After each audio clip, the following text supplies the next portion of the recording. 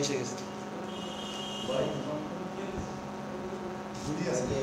কথা বলবো।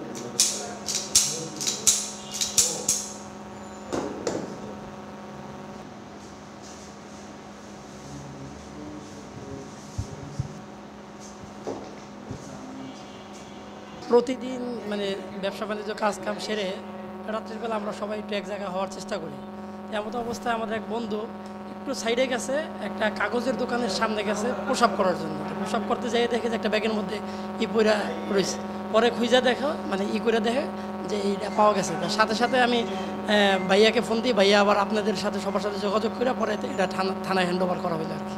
অর্ধেক পাউডারে দ্বিগুণ উজ্জ্বলতা, নতুন রিন অ্যাডভান্সড অর্ধেক পাউডারে দ্বিগুণ উজ্জ্বলতা।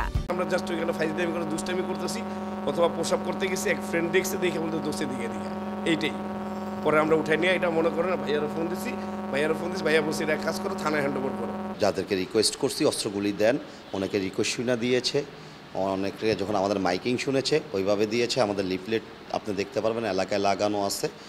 আমাদের মেসেজ স্পষ্ট, রাষ্ট্রীয় সম্পদ রাষ্ট্রীয় কোষাগারে দেওয়ার। তো যারা সচেতন সবাই দিচ্ছে, ভালো রেসপন্স হচ্ছে। 36-এর প্লাস এই থানায় জমা হয়েছে, ইনশাল্লাহ বাকিগুলি দিয়ে দিবে আমার মনে হয়।